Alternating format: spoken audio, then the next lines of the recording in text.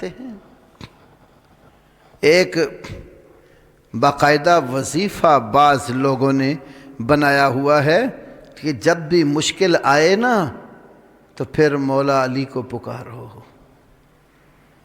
ناد علی، کئی گاڑیوں پر آپ نے لکھا ہوا پڑھا ہوگا ناد علی۔ ناد علی کا معنی تو علی کو پکار۔ پھر ایک شعر بنایا ہوا ہے، شعر بھی ایسا ہے اہل سنت کے ہاں تو اس کا سر پاؤں ہی کوئی نہیں، اور فقہ جعفری میں بھی اس کی کوئی صحیح سند موجود نہیں ہے۔ نہ فقہ جعفری میں اس کی کوئی صحیح سند ہے، نہ اہل سنت کی کتب میں اس کی کوئی صحیح سند ہے۔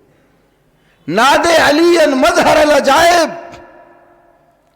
علی کو پکار جو عجائبات قدرت کے اظہار ہونے کی جگہ ہے۔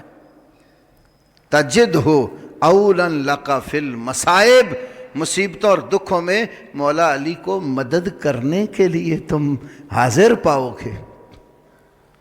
ناد علی مظہر العجائب تجد ہو اولا لقا فی المصائب کل ہم و غم سینجلی بے ولایاتی کا یا علی ہو یا علی ہو یا علی۔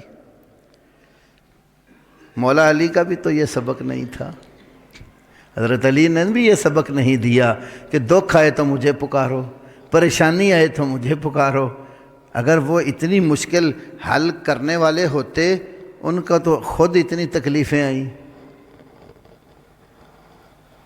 ابن ملجم نے جب وار کیا تو جو مشکلیں حل کرنے والا ہو اس پر دشمن کا وار کارگر ہو سکتا ہے؟ یہ عقیدہ ہمیں اللہ کے رسول نے سکھایا ہے صلی اللہ علیہ وسلم۔ دشمن سر پر تلوار لے کر بھی کھڑا ہو جائے اور تمہارا عقیدہ خراب کرنے کے لیے تمہیں کہے کہ تمہیں میرے سوا بچائے گا کون؟ تلوار کے سائے طلبی اللہ ہی کو پکارنا ہے۔ صحیح بخاری کی حدیث ہے، رسول اللہ صلی اللہ علیہ وسلم ایک جنگ سے واپس پلٹے تو راستے میں آرام کے لیے صحابہ بھی تھے، مختلف جگہوں کو سایہ دار درخت دیکھ کر لیٹ گئے۔ ایک درخت کے نیچے اللہ کے نبی لیٹے، اپنی تلوار کو درخت کے ساتھ لٹکایا اور نیچے آپ آرام کرنے لگ گئے۔ تو آپ سو رہے تھے تو اچانک ایک دشمن آ گیا اور آتے ہی اس نے آپ کی تلوار ہاتھ میں لے لی۔ اب تلوار ہاتھ میں پکڑ کر ہمارے نبی محمد صلی اللہ علیہ وسلم کو کہتا ہے نہیں یمنعوک منی، میں یمنعوک منی، تمہیں میری تلوار کے وار سے کون بچائے گا؟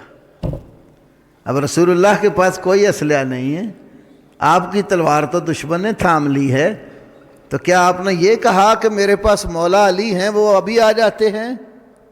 یا یہ کہا کہ میں ابراہیم و اسماعیل و اسحاق، یعقوب و یوسف، موسیٰ و عیسیٰ کو بلاتا ہوں مدد کے لیے؟ کہتا ہے میں یمنعوک منی، مجھ سے تمہیں کون بچائے گا؟ ہمارے نبی محمد صلی اللہ علیہ وسلم جو توحید کے سب سے بڑے علمبردار تھے، آپ کی زبان مقدس پر ایک ہی لفظ آیا، اللہ،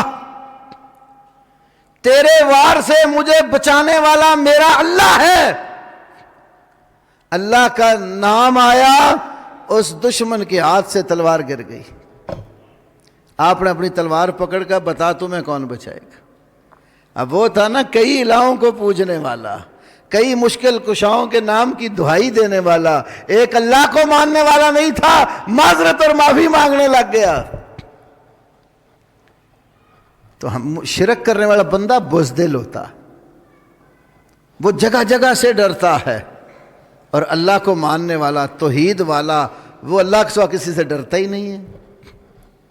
اور جو اللہ کے سوا کسی سے ڈرتا نہیں ہے وہ ہر میدان میں کھڑا ہو جاتا ہے، اس کو لوگوں کی اکثریت کچھ نہیں ڈرا سکتی، وہ تعداد میں دشمن سے کئی گنا کم ہو، میدان میں کھڑے ہو کے لڑتے ہیں اللہ کے سہارے، 313 ہو مقابلے میں 1000 کا لشکر ہو، انہیں کوئی ڈر نہیں ہوتا دشمن کا۔